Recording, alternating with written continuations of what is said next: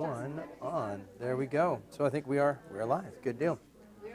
Well, all right, everybody. Why don't we go ahead and get started? Take your seats, if you would, please, and we will get started with today's connection point.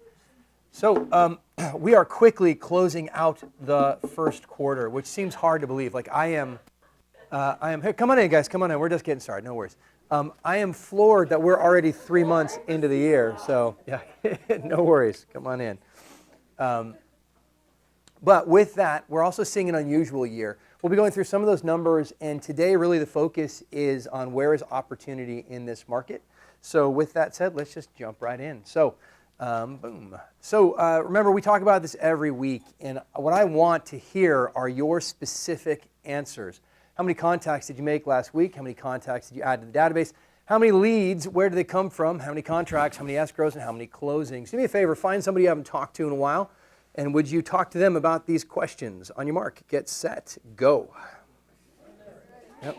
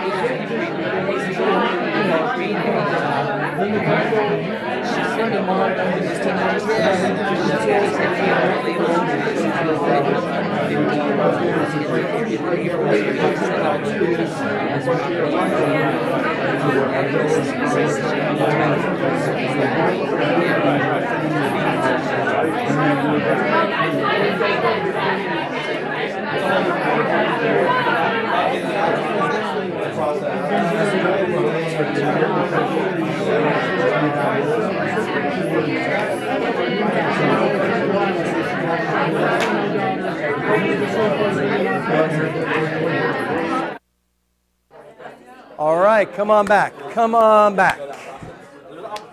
Find your seats, everybody. Find those seats. All right, here we go. All right, good deal. I know. All right, bring it back, everybody. Come on back. Come on back.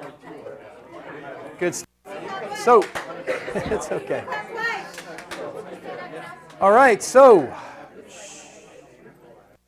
these are the questions that build your business, right? So we keep focusing on this. How many contacts did you make last week? How many contacts did you add? And how many leads? If you know the ratio of contacts to leads and the ratio of leads to contracts, then you know how to build your business, right? You know what you're doing. You're running an actual business. If your business is more, well, you know, it all comes from, and it's all soft, then that's not a business. That's gambling, right? So we don't want to be gambling. We want to be doing things that actually generate that business. So anybody have any success stories they want to share from that conversation right now? Anything good happening out there? Thank God. Okay, yes. So I went door knocking in my neighborhood, which I decided to farm, and I knocked on the right door. She is Mrs. in a positive way, Mrs. Kravitz. If you ever watch Bewitched, she knows everybody. Yeah. So I've got all her contact information. We're already friends on Facebook. So Yeah. that's a perfect person to know. I just picked a little 6-block farm, so it's manageable. Absolutely. I love that. And it's good to know in your farm who are the people who know everybody, right? Whether that's a geographic farm or whether that's just your database. I talk about it all the time. The barber knows everybody, right? So who are those people, and make sure that you are in relationship with them. Good deal. All right. So, hey, our beliefs are what make us different in this industry. Not every company is the same. We hear this all the time. Keller Williams has a unique place leading the industry, and our beliefs are why we do that. We call them our Y4C2Ts. To tell us a little bit more about them, Mr. Brent Beachel. Here. And for the folks at home. There you go. Great. Good morning. Good morning. Hey, let me ask you a question. What kind of habits are you doing?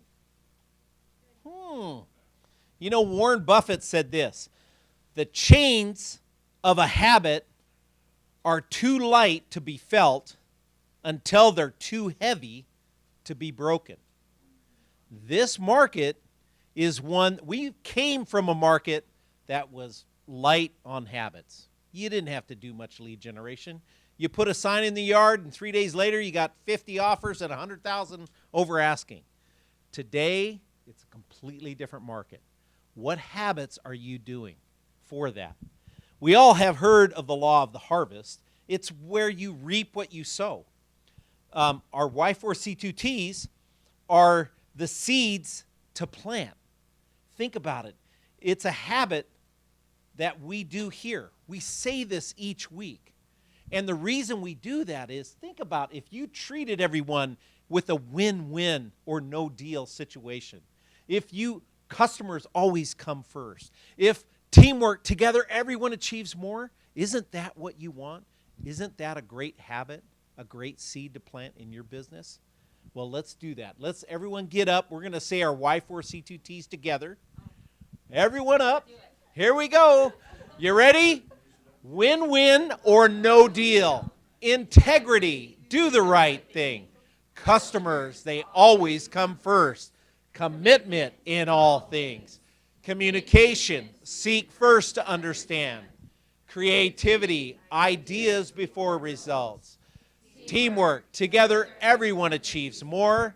Trust starts with honesty, equity, opportunities for all, and success results through people. Great job, you guys. Sit down. I'll give you 3 quick things of KW culture.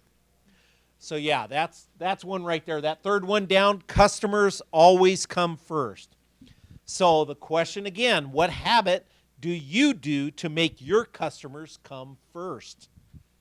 Do you provide customer care to a whole group of people, one size fits all?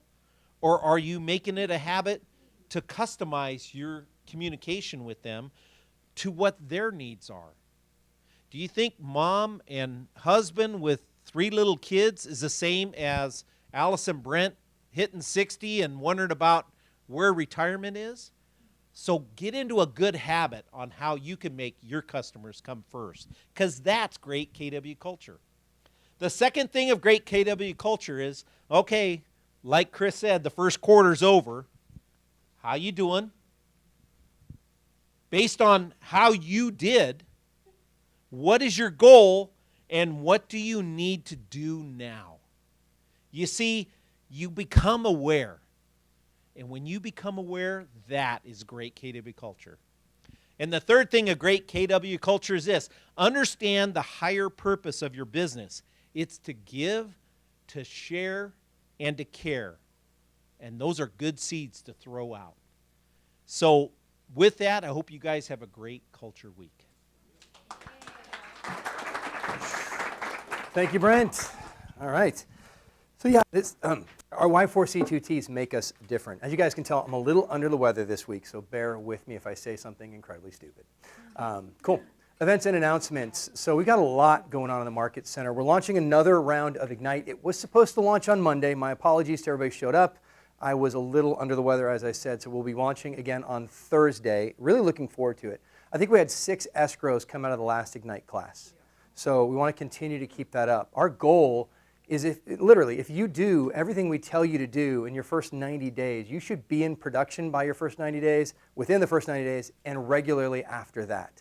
We don't want hobbyists. We want careers, right? And that's what we're looking for in your business. So hopefully see you there.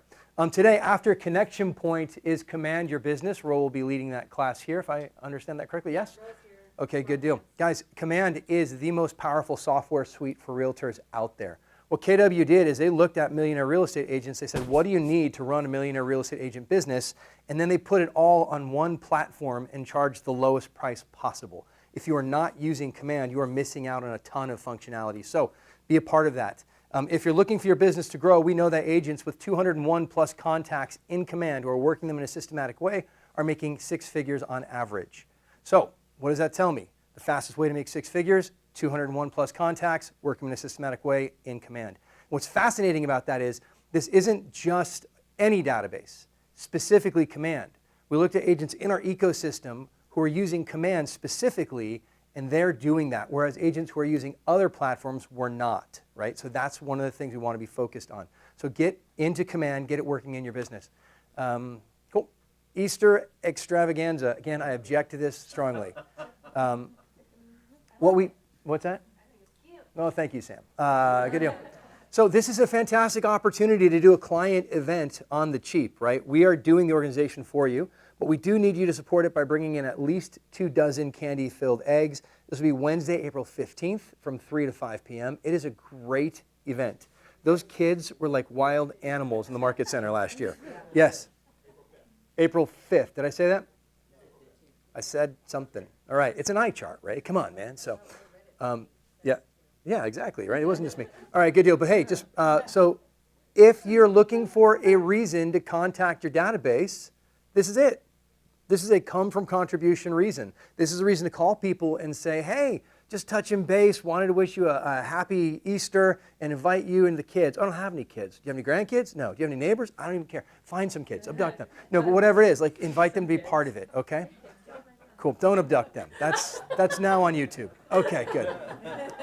All right, Thursdays, Mindset Thursdays with Mary and Christina. This has been a fantastic group, and just hearing some of the things and the conversation coming out of it, I just have no doubt this is one of the most valuable things that we are doing in the Market Center on a regular basis. So check that out, March 30th, our next one with Mary Baez and Christina, and that is at 2 o'clock p.m. in here. Wow. Red Day. We got a lot to talk about with Red Day. I don't know any of it, so Ray and Sam, I'm going to pass it over to you. Ray is going to talk about it. Ray is our ALC Red Day coordinator. There you go, sir. So what's coming up? April 15th. Actually, it's April 18th this year is tax day.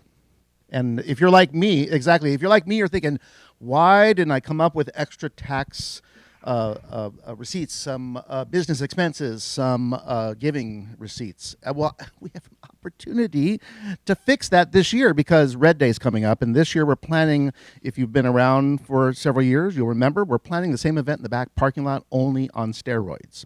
So we will be extending Red Day, which is actually May 11th. And Red Day stands for those of you who don't know, Renew, Energize, Donate. Give, care, share, you said. That's what we're all about. So Red Day starts May 11th, Thursday, and it culminates on Saturday the 13th in a big community outreach fundraising event in the back parking lot. Hopefully you'll have to fix this if I don't do this right. We can fast forward through me talking. We don't need sound for this. We don't need sound. We will fast forward because this is what I want to show you. This is what we did in 2019, the back parking lot, and on a Thursday afternoon that was cold, overcast, and misty. So we took the entire back parking lot and we did a fundraising event for the Family and Kids Foundation of Riverside where we invited the community, even though it was raining, and they came out and had some fun, had some food, and donated some money, and we were able to raise, I believe, $7,000 for the Family and Kids Foundation. So we're going to do this again this year, but we need everybody's help. We have several events that we'll be doing. First of all, we have the blood drive, which will be in the back parking lot. Really don't like that music. I don't know why we. Saturday the 13th. Saturday the 13th is the blood drive. Saturday the 13th is also mobile learning adventure for kids. I'm trying to think of things. Excuse me, I'm not feeling under the weather, so excuse me for any stupid things I say. Family and Kids Foundation of Riverside will have the mobile learning adventure, which is about a 50 by 40 foot tent in the back put on by PNC Bank for kids and families to come in. Very tactile for the kids, a lot of cool things. We've also got food. We've also got the rock climbing wall. We've also got the jump houses, the entertainment. We have John Mayer, trivia band. Some of you got a little bit too excited there for a second. So we've got dance class. Thank you. Justin King's entourage will be coming. They're all about this tall, I think. Maybe, and they'll be doing dancing. We may have a drum line coming. We haven't solidified that. We also have a comedian. I forgot to tell you. Anyway, Chris Mueller will be telling jokes, and it's going to be a great event. But again, it's a fundraiser, so we have tickets for the fundraiser. It's a donation, but they're still tickets because we want people to feel the pain. No, I'm just kidding. So it's a $6 donation. That includes the game booths, the inflatables, the petting zoo. And in case you're wondering why I'm using a microphone, it's for people that are watching on YouTube. You're probably thinking, there's no sound. I just wanted to clarify that so you don't think I'm that dumb. I'm sorry. Yeah, I was going to do that at the end. Is it okay? It's a tough crowd. You can sponsor a booth. That happens to be a rock painting booth right there. But for $125, you can sponsor a booth that is already pre-made for you, like a small game booth. Or you can sponsor a booth and perhaps do your own special game thing and bring your own Easy Up. They did supply us with a lot of red and white Easy Ups.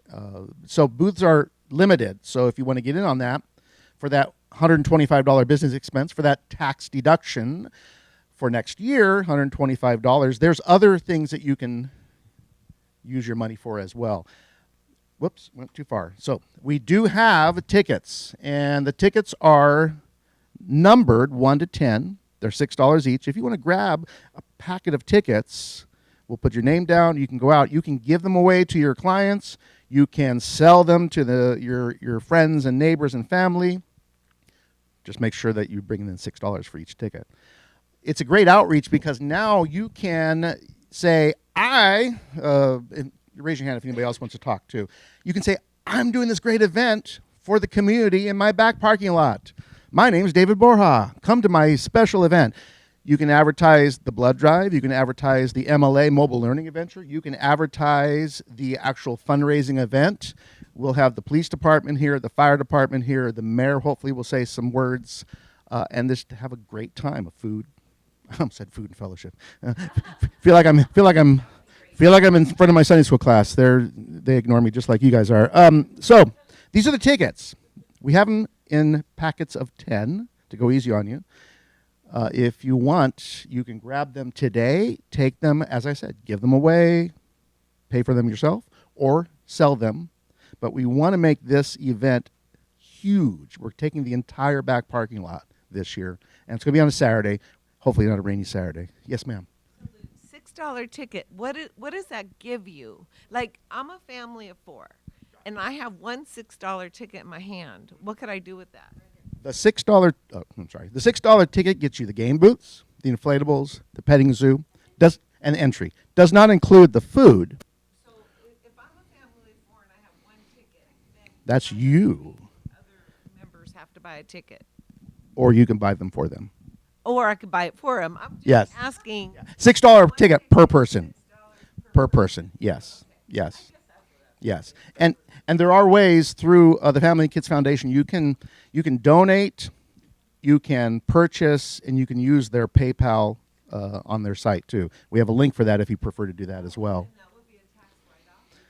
Yeah, these are, because they are a 501c3. They are a tax deductible organization. Tax deductible organization. Thank you, nonprofit. And so you can purchase them right here. Thank you. All right. So just so we can publicly shame you, raise your hand if you're not going to participate. No, I'm just kidding. You have a question? Sorry if I missed it. From what time to what time? Thank you. It is from 11 to 5 on Saturday. However, let's go back to that because I apologize because Chris told me I only had an hour to talk. So I want to make sure I get all this in. There it is. Whoops. So 11 a.m. to 5 p.m. on Saturday. However, Thursday we'll be utilizing Thursday Red Day to go out and spread the word through the community. It's a good opportunity now to spread the word in advance. And then Thursday we'll go out door knocking.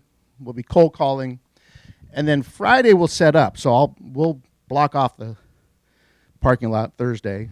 Friday we'll be here setting everything up. And then Saturday we'll be here to work the booths. You wear your red. I mean, some of you have been here. You wear your red. You work your booth. You hand out your business card. You schmooze to your clients and friends and family that come, and you're part of this great fundraising event. Who doesn't like kids? Raise your hand. You don't like kids? Okay. Go ahead. Can we get the ticket the same day? Because if I'm not sure somebody wants to come that day. Yes, there'll be a ticket booth, and I think Melanie is the one in charge of that. Woo! Okay, I have one more question. Only because they don't trust me with the money, so they have Melanie do it. Family of 4. 2 adults. You have a family of 4? Yes. Well, we did. What are their names? 2 adults, 2 children. So where are you guys coming from? You guys here from out of town? If I'm bringing my child to this event, do I need a ticket, or because the child's going to go in the petting zoo, the child's going to do this? Do adults need a ticket if they're not going to play the game? Entry $6. I would say yes, but if someone comes to Melanie and we're poor, we don't have any money, come on in. It's a fundraising event. We're not, yeah. Did you need to borrow $6? I can. Maybe. I'm sorry. I'm just kidding. Yes. Again, I apologize. Any questions? Before we move on. Going once, going twice. What's no, right? We'll come back next week.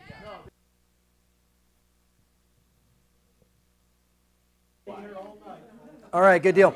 Hey guys, I just Ray, remind me what does the foundation do? What? Family and Kids Foundation raises food, money, items, school supplies for families, underprivileged kids, kids at risk. So it's a broad range. They get donations from companies all over. Right. They do events all over. They supplied, I think it was $25,000 in stuff for kids at Christmas and $100,000 for families. So this is direct support to kids and families, and not only do they do that directly, they also support other nonprofits that do that.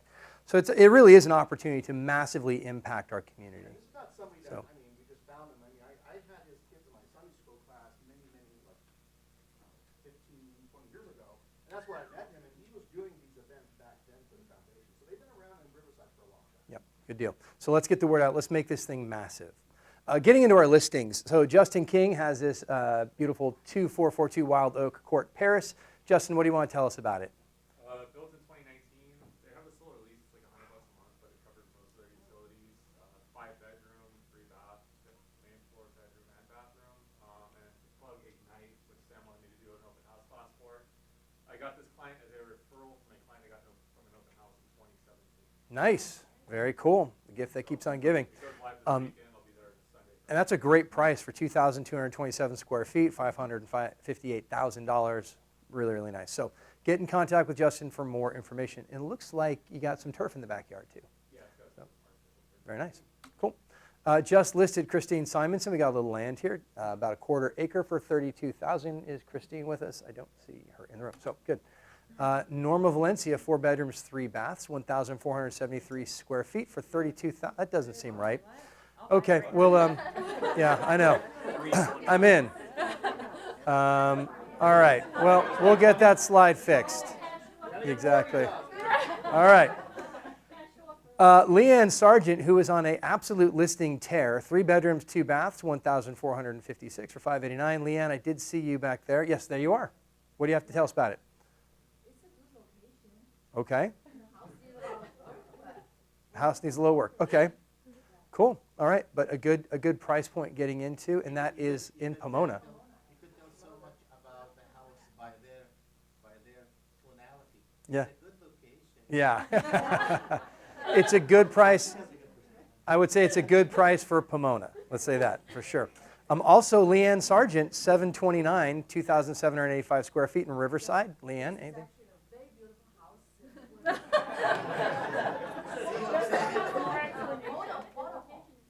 Okay, motorhome parking. Model home, sorry. Okay, good. almost 100K upgrades. Nice. Yeah, backyard and front yard all designed like really good. Fantastic. All right, good. Suzanne Hove team, we've got 5 bedrooms, 3 baths. I'm sorry, Leanne, did you have anything else? I didn't mean to cut you off. Okay. Today is the day on market, so we'll have to find All right, it's going on the market today, and as you'll see from our stats, very competitive price for it. Good deal. Okay, Suzanne Hove team, 5 bedroom, 3 baths, 2,537 square feet for $566 in Mendon. Wow. It's in a nice area. I guess so, yeah. But that is a great price. Will not last long. Anything to tell us? It actually lasted really long. Oh, it has? Okay. For a year. Yeah. This has been Wow. a tough one. It has been a horrible listing. Really? To sell because of the solar panels. But we negotiated. There's a solution. We have a solution finally. We've been working on it since September. They did negotiate a settlement offer for the solar panels. The sellers put $78,000. They took us out a $78,000 loan for solar panels, and I could not sell this house to save my life. But now we have it down to a $37,000 payout for the solar panels, which is included in the price. So for $566, the solar panels will be paid off, the water softener will be paid off, and it needs some paint and some flooring, but it is in a great location. So Yeah. it's just It really is, and it's really nice. I mean, it's like, I tell everyone when I show it, it's like a blank canvas. Like, you literally can go in there and do whatever you want to It has it. So, 2 bedrooms downstairs. It has a master bedroom downstairs. So it is a good floor plan and it is in a good location, but the solar panels were A killing us. nightmare. Okay. yeah. Well, good deal. All right. Well, there you go. Great price. Well, hey, wanted to get into some market stats today, and we're going to be talking to our panel about this, but I just wanted to run through some of this stuff real quickly. So what we're looking at here are active listings number of versus new listings number of, and that is in the last 12 months. What we're going to see, by just looking at that real quickly, is a market that is contracting, right? And you know, when you hear people talking about, well, I think that the market's going to crash, this is your answer, right? The number of listings is just dropping quickly right now. So our active listings is down. Now, we always expect to see a little bit of trough in January, right? But February continues to go down. We're almost at the end of March, and it doesn't look like it can recover at that point. And we're seeing that nationally, that there just aren't listings in the market, and that makes sense. Why are there not listings in the market right now? Everyone's in love with that low rate they have. Absolutely, yeah. Everybody's, I think, what is it, 70% is 3.3 or below, and then you had a stat, it was 80-something% are under 5, right?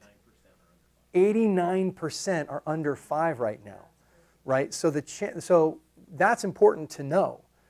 But what does that tell us right now? Where should you be focused?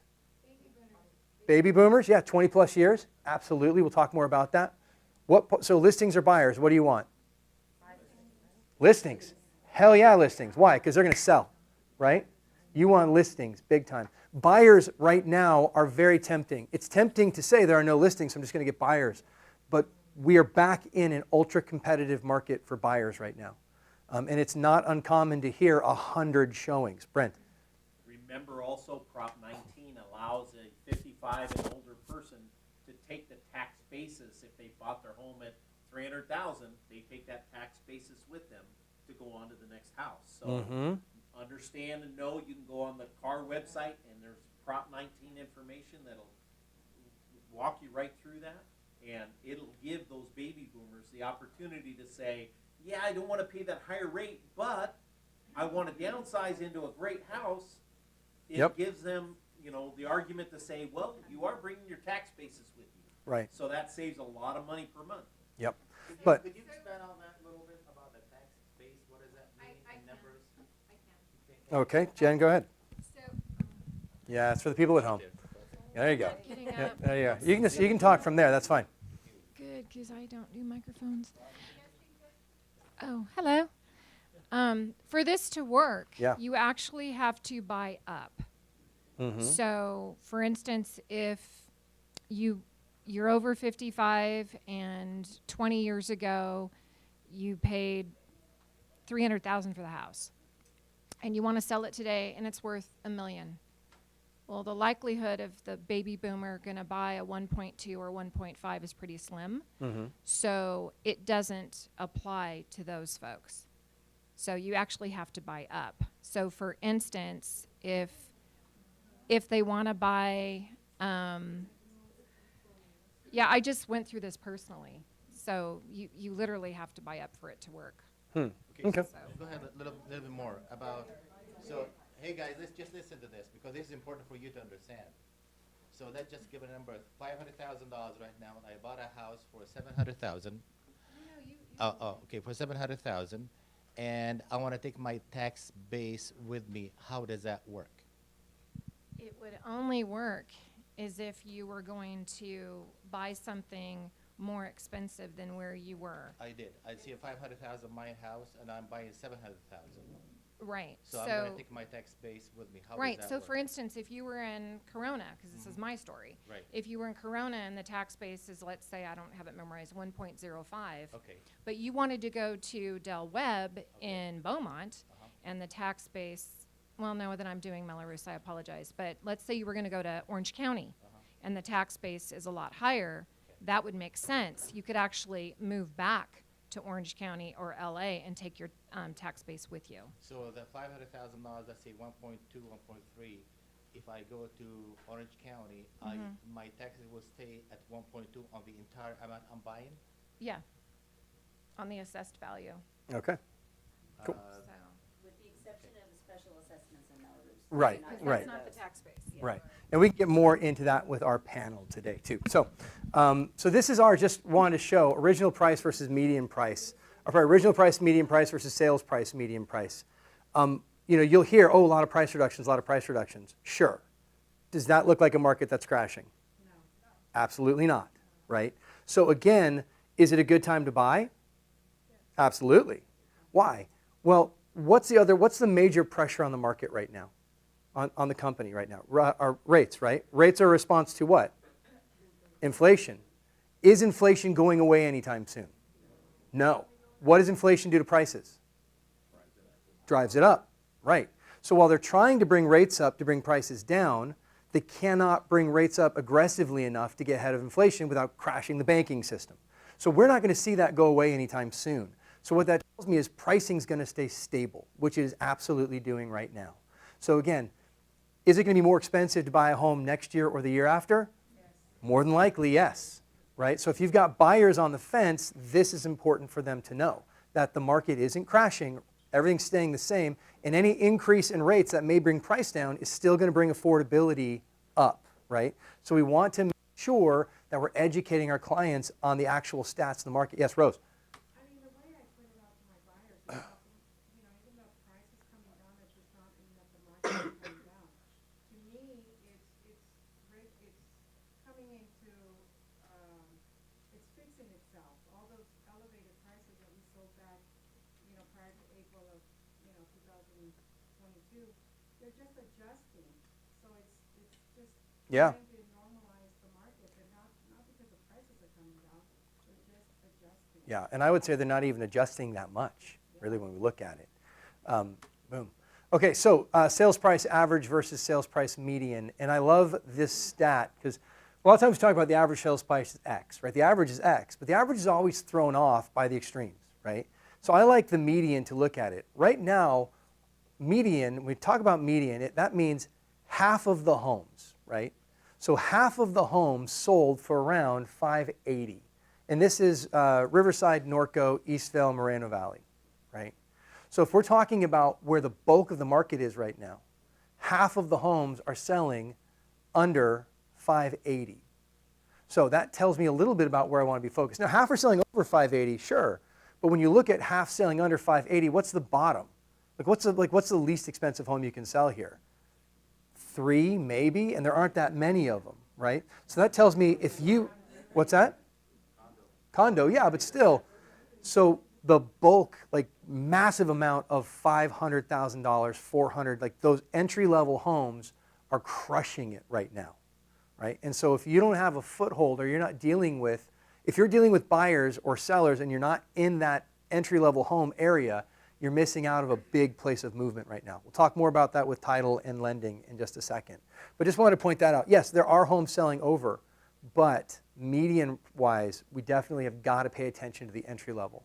And that makes a lot of sense too, right? Because who are the people trapped in leases? Right now, it's going to be a lot of your millennials who are still unhoused because of the housing shortage that we've got nationally. Cool. And then days to sell average versus days to sell median. This, I think, is a really also very important look at. If you look at average, you're going to say that, oh my gosh, it's taking 45 days to sell, which sounds like a lot after the last couple of years, which is actually still historically low. But if you look at the median days to sell, I mean, it's over half the houses, or half the houses are selling, at least in March so far, under 20 days. So what is that? That's a fast-moving market, right? That's an incredibly fast-moving market. It also tells me we probably have some outliers on the top range, some very expensive homes that are sitting longer who are throwing off the average. But if we're looking at right now, it is a quick market. So if you have a home that's not selling, then we've got to adjust price, period, right? And if you have a seller who's sitting there, we've got to adjust price. And then the last stat I wanted to go through are just expireds right now too, because I think this is important to be aware of. Again, if you're watching the macro news, you're thinking, oh my gosh, the real estate market's got to be slowing down, probably a lot of things falling out of contract, all of that. This is, again, Eastvale, Norco, Riverside, and Moreno Valley. Right now, in March, we haven't even had 40 expired listings, right? So that tells me that if you get a listing, what happens? It sells, right? If you can do your job, it sells. So where do we need to be focused? Listings. Listings, listings, listings. In every market, but this one in particular, listings. If you have the listings, you're going to get sales. If you have buyers, you're going to be competing against a lot of people for the limited number of listings. So do you want to be the guy who has the power, or do you want to be the person who's on the begging side, right? Now, another thing about buyers real quick, and why don't we bring up the panel? We'll jump right into that. Sam, yes. Next slide. Oh, here's our panel. We got Denise Campbell from WFG National Title, Brett Rainey from First American Title, Patty McGregor from Chicago, Brandon Bedoin from Secure Choice Lending, and Darren Goldstein from Cherry Creek Mortgage. You guys want to come up and take your seats, please? Yeah, thank you. Cool. Now, one of the things that we know. Since we're dressed I know. See, today. there you go. And you guys can go ahead and pass the mic. Real estate, this business is a symphony of moving parts, right? We cannot do it without our vendor partners. But what that means is that our vendor partners are seeing things that we're not seeing from their side of the table, and that's why I wanted to bring them in. Real quick, would you guys just do me a favor? We'll just go down the line with introduce yourselves, if you could. A little bit about yourself and what you do. Brandon with Secure Choice Lending. I am a senior loan officer and co-owner of the company. Darren Goldstein with Cherry Creek Mortgage. Been in lending just over 9 years and take a relational approach to helping our clients. Hi, Denise Campbell, WFG Title. I've been a title rep almost 30 years, so I've seen all the different changes, and don't worry, it's going to get better. Hi, Patty McGregor, Chicago Title. I've been a title rep for about 20 years now, so love working with all my realtor clients. Oh, yeah? 37 years at First American Title. Yep, I was a title officer. I did almost every job in the company as I was coming up, and I ended up in sales. All right, there you go. Well, hey, I wanted to just real quick address something. So in the last market, 2020 through 2022, right, let's say, it was not uncommon to see offers over asking, right? So what's fascinating as buyers, right, we now are sort of shying away from the interest rate. Let me ask you this. If I was coming in on a home and it was competitive, or not even competitive, what would stop me as the buyer from bidding over by paying down my rate? Well, let's just say, like, so if I was willing to pay $40,000 over asking 2 years ago, right? And this year I'm going on a home, but my rate is higher. I want to have the low payment. What if I just paid $40,000 over asking in my mind, but I just did it to buy down the rate? Is there any reason I couldn't do that? What's the reason? So if it's like a conventional mortgage, then there's something called QM. Okay. We have to pass QM, it's qualified mortgage. It's to protect consumers from predatory practices. And high closing costs is one of those predatory practices. So there is a limit. Most of the time, rule of thumb is like 2% of Okay. the sales price can be paid by the consumer. But if you get a seller to agree, then yes, you can increase it and pay 3, 4, or 5 points. So then I would just have to go to my seller, to the seller and say, I'm offering X over, but you're going to credit back towards closing to buy down my rate. Correct. Or credit back. Okay. So it's the same thing, right? Like we were doing this a couple years ago. Remember the feeding frenzy?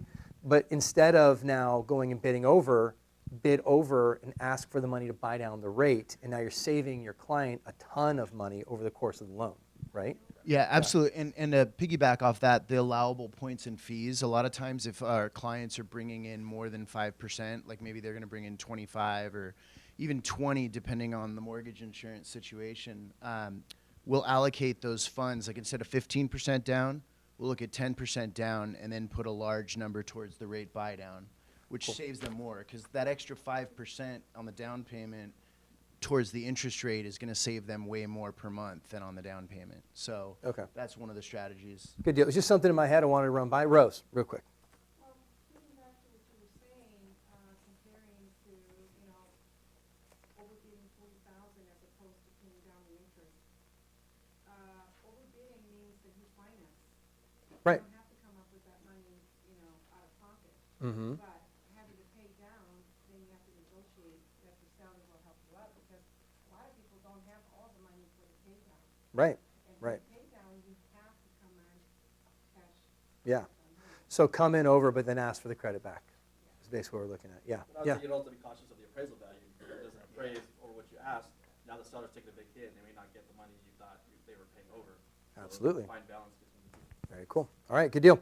Well, hey, one of the things I wanted you guys all in here to talk about was just opportunity, right? Because we're seeing what we're seeing on this end, but where right now are you seeing opportunities in the market? Where do you see the most movement? And maybe let's go to title here real quick. What do you see closing on a regular basis right now? What segments of the market? Right now, I see a lot of action happening with life-changing events. My clients that have good relationships in the community, I've seen people go to high school events, and unfortunately, it's their parents that are selling the home. But people my age are being able to network that way too. It's life-changing events such as death, downsizing. That's a lot of what I see. Most of my transactions, at least 60 to 70%, are vested in a trust. So what does that tell you?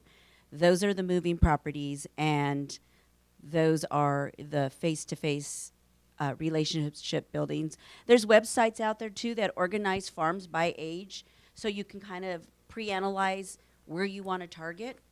So there's a lot of tools out there to help you get in touch with these types of properties. Cool. What else?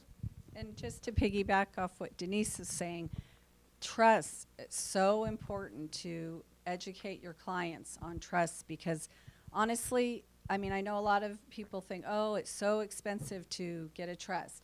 I mean, it's around $2,000. I mean, it varies obviously between attorneys, but that's versus potentially $20,000 for your heirs to go through the probate process. Not only, the cost of it, but the time. So it's super important to educate your clients on trust if they don't have a trust. So just to mention that. Brett, anything to add? Awesome. All right. The hot new deal, assumptions. So we're seeing three kinds of assumptions. We're seeing the formal assumption where the lender approves the assumption and it just transfers over. There's a assumption agreement and a release of liability for the seller so that they don't have any liability. And then we're seeing the assumptions that are not approved by the lender, but they have an all-inclusive trust deed attached to them. And there are also the transactions that are not approved by the lender with no all-inclusive trust deed. So an all-inclusive trust deed is a deed of trust. It's called a wrap or a wraparound, an AITD. And what it does is it goes on second and junior to the existing loan on the property, and it wraps it. So it adds additional money. Like if you had a loan for $500,000 and you're putting $100,000 extra on, so the AITD would have a face amount of $600,000 because it's wrapping the first deed of trust. So the buyer pays their payment to the seller, then the seller then pays the mortgage. So they do have problems with them, and they have benefits. So a lot of people that can't qualify for a loan, or you want to keep the same preferential interest rate, do these types of transactions.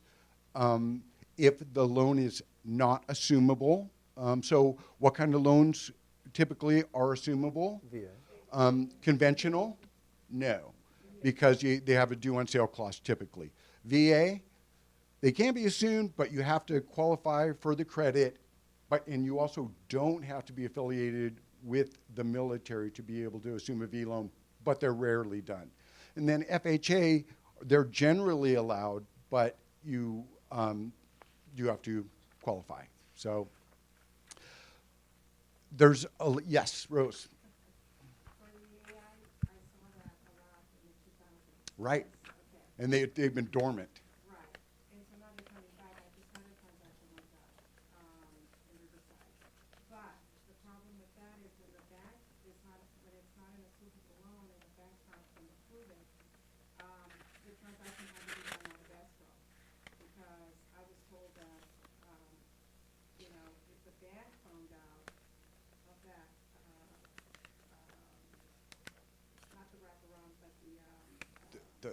Due on sale clause? Yeah, so we are insuring those transactions, but that is, see, the loan shows in the title policy. So that is a real legitimate thing that can happen, right? If the lender finds out and they decide to call the loan based on the due on sale clause, that could be a problem. But it's kind of rare that they do it. I don't know that they really have a vehicle in place to check to see if there's a transfer that's done, and if it's a performing loan, it's probably not that common for have the loan to get called. So I just talked to the title officers, and they said we have 4 of these going right now. So it's Wow. the hot new thing. So basically what and I'm just kind of catching up here, but so they're buying the house essentially like a sub mortgage, right? They're going to pay the actual mortgage holder. He's going to pay the loan, right? And then they're taking a second, essentially. All good unless the bank calls the loan, which the bank has right to do. There's yes, that's a problem. There's other problems. What if there's an impound account, right? So Right. the buyer would be responsible for paying the property taxes, but what if the taxes are impounded? So you have to work on that. What if you have a adjustable rate mortgage, right? That can become a problem because the rate adjusts, and now so that's a problem. Oh, sorry. That's a problem if the buyer decides to stop making the payments. Okay. That's a problem because within AITD, the seller doesn't have the ability to take a deed in lieu of foreclosure from the buyer, and so that can cause a problem. So there are several problems with it, but in order to keep those low interest rates, people are doing what they got to do. Wow, interesting. Yep, a lot of Okay, investors. any insight into that from lending? Any of you guys have any comment on that? Yeah, go ahead. The question was, where is opportunity? And I know listings are king, but first-time home buyers are a greater segment of the market than ever before. They're still not more than half, but they are much higher than years past. So I've been working with a lot of first-time home buyers, and they're the ones that are saying yes to these higher payments because they know it's important to start somewhere. Yeah. And that's the honest to goodness truth. It's not going to be cheaper in 5 years. It's going to be more expensive because rates are not coming down, right? If anything, we're going to see rates go up a little bit more, but we're not going back to 3. Like, I don't think you're ever going to see that in Which your is why lifetime. that rate buy down, if it works, makes a lot of sense. Because Absolutely. if a buyer's going to put 15% down, and we can take 10% down and take that 5% that they were going to put down on the house to pay 14 grand to get a 3/4 lower rate or even closer to a point, depending on what's allowable, it's just a better deal for them because they're going to. And also, when we're calculating that, we're looking at like, you don't want to spend $40,000 for a rate buy down. A, you can't because the allowable points, the tolerance, right? Mhm. But secondly, like if the ROI on that is like 72 months, it's just not, that's so there's ways to do it. And then on top of that, it's funny you talk about trust. So like I've been just really diversifying who I've been communicating with. So my realtor partners are always my number ones, right? Is this the right room to say that in? Is Sure, that- I think, yeah. But I've been meeting with a lot of attorneys, so family law attorneys, trust attorneys, not like originator attorneys that write the original trust, but ones that are doing like amendments to it, which I didn't even know there was an attorney that specializes in that. But met with them and gotten a lot of leads through those channels. So really, it's connecting with different, more business to business type leads. Yeah, So yeah. No, I mean, going through your farm and pulling everybody who has a trust would be a great place to do, right? 20 plus years in a trust name makes a lot of sense, right? Because that's a likely to sell scenario in the next couple of years. Christina.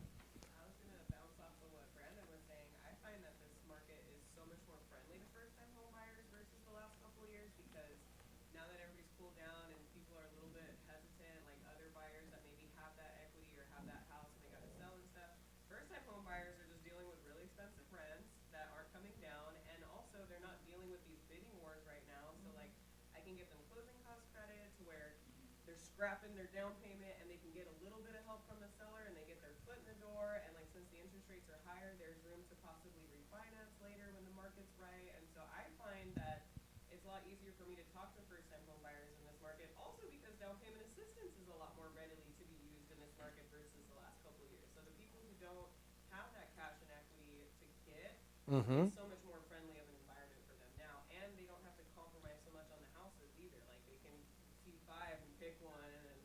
Yeah, yeah.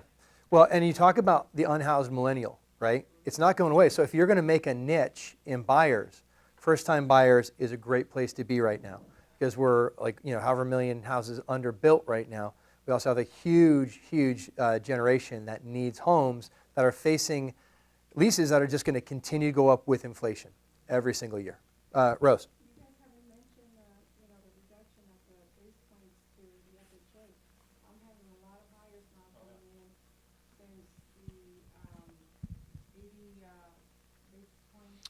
Yes.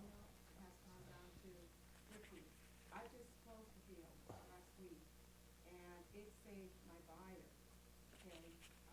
I thought that it was gonna be the 80 point, because I was told that it was during the time that you pull the FHA case number, but I found out that as long as they closed after the 21st, they would get the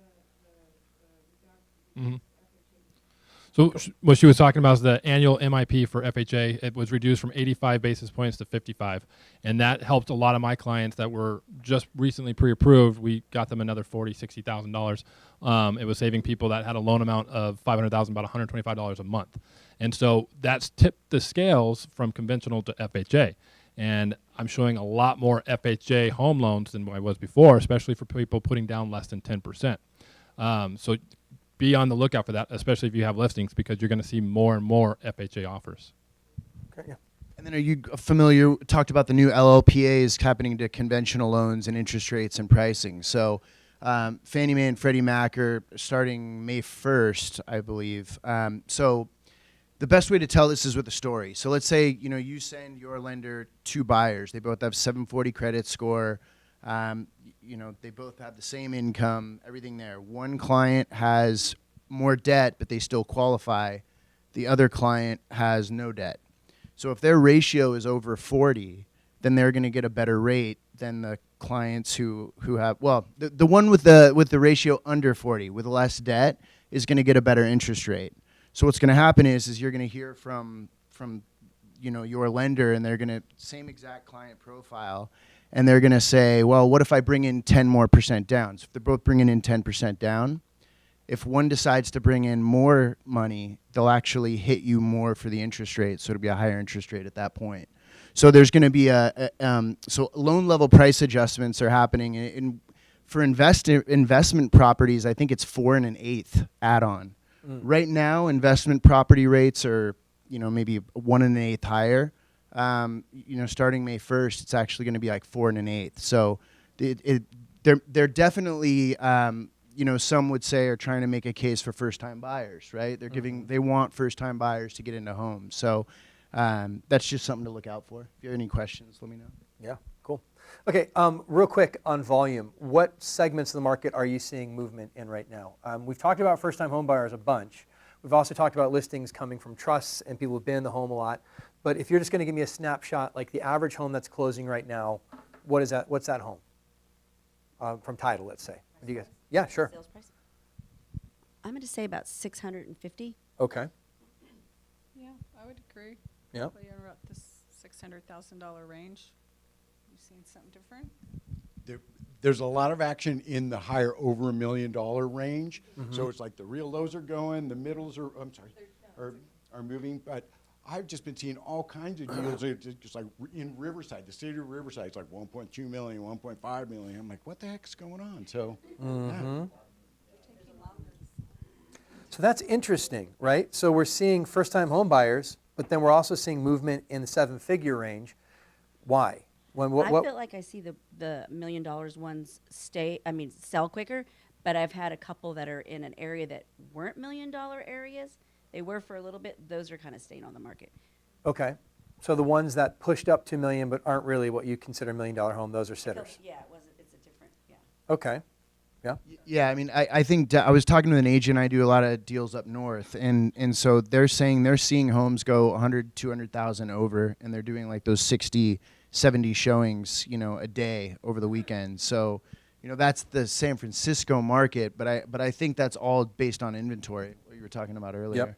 Yep, absolutely. Cool. Well, hey, we are pushed over time. Sam, yes. I've got a question. Do it.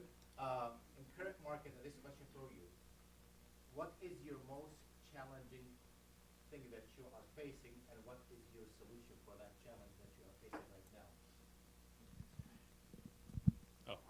now? Negative headlines. So people are watching the news and it's portraying it like the market's crashing. It's not a good time to buy. It's not a good time to sell. Recession's looming. It's just negative headlines. And the more people read the actual article, they feel, oh, it's not as bad as the headline made it sound to be. So what I've done to kind of offset that is I'm having much more one-on-one consultations.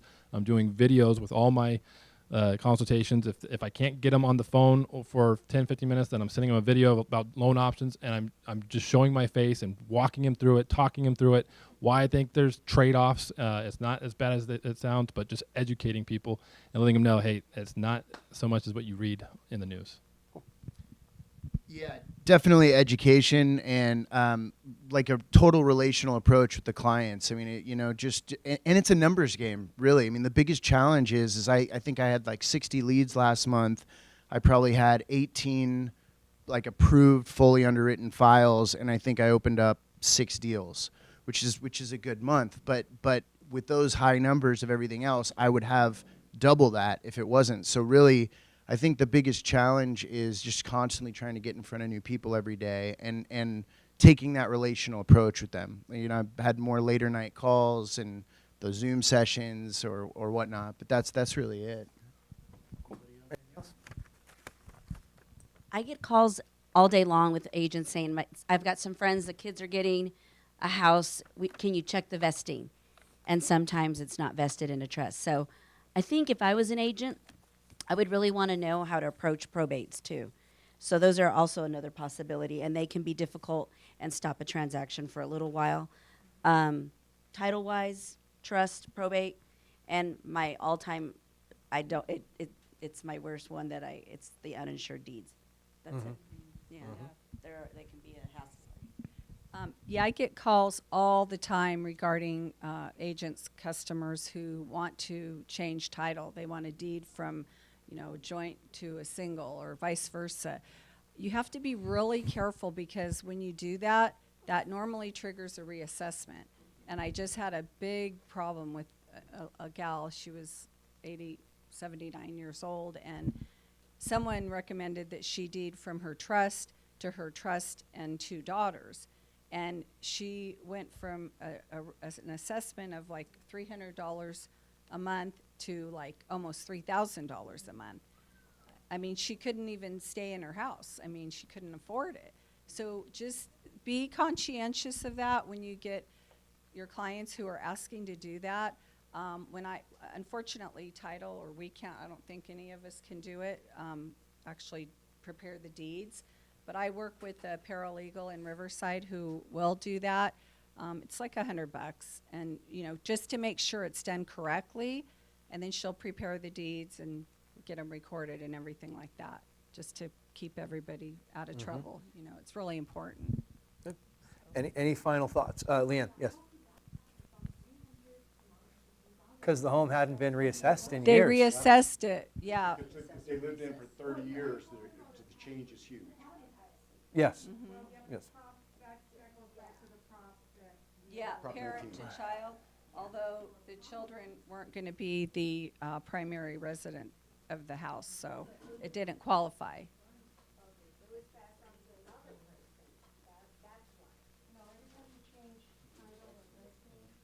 They, Prop 13 said that there's a maximum 2% a year that you can reassess. So, so that's a valid. but when she added her Because she 2 added the 2 other daughters, people then to it was 66, 66, 66. And then And then Prop 19, so there used to be Prop 58, which said parent-to-child transfer on any property was exempt from reassessment, but Prop 19 changed it, so now it's a parent-to-child transfer is only exempt if it is the primary residence of the parent and the child is going to move into it. All other investment properties or other properties are no longer exempt from reassessment. So any transfer or death, the property gets reassessed, all except for the primary residence. Yeah. Well, hey guys, we are over time, but I know the panel will be around, happy to answer any other questions. My takeaways from this are, A, if you're not talking to trust lawyers or getting relationships with people, that you're missing a huge segment. If you're not considering first-time home buyers or working in that part of the market, you're missing a huge part as well. And if I was going to be looking at my farm right now, I'd be looking for 20 plus years. I'd be looking for trusts. I would be looking for life events, right? That's where the market, we know the movement is in listings. So make sure that you are rolling that into your portfolio. If you're looking at your farm and you don't have 20 plus years and you don't have anybody with trust in there, that farm may not produce over the next couple of years the way it has been. So we want to make sure you're diversifying that. So anyways, I think that's it for today. Thank you guys. We do have a sponsor. I'm sorry, Susan. Come on up. Susan Sanderson. Susan is our sponsor today. I got the slide for her here. Oh, yep. And also we got a lot of, thank you guys. Don't worry, I won't let him forget me. Also, just real quick, we have a lot of new people here in the Market Center. The Suzanne Hove team just coming over. We're excited to have you guys with us. And then Brandon Brimhall, Carlo Garcia, Christy Strait, Eric Tapia, Jonathan Desrevier, Katie Hawkins, Jessica Sisler, Christine Diab, and Jamie McGrath with a couple more coming. So anyways, welcome to the Market Center. Suzanne, I will let you take over. There you Okay, real quick. So, I know you're going to do your egg search, your hunt, right? So, it's the season of the egg, right? So I prepared this. That's why I wasn't going to mess up on it because I would be out of season. No, please, yes. Okay. So I prepared this especially for you. It's the season about the egg, and I'm really not joking around. So I hope I crack you up. So first I want to apologize if things sound a little scrambled, but I am so excited to remind you about our exclusive coverage.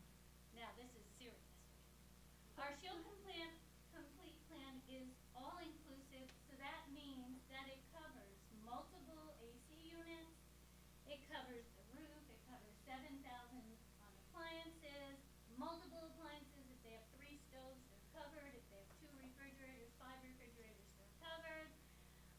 And if that isn't enough, we cover 1,000 on code permits, modifications. It's all part of the package, okay? But the excellent news is this. Ta-da. I don't want to exaggerate, but now we have exchanged the free rekey on the Shield Complete. I gotta keep reading this because now they get a free HVAC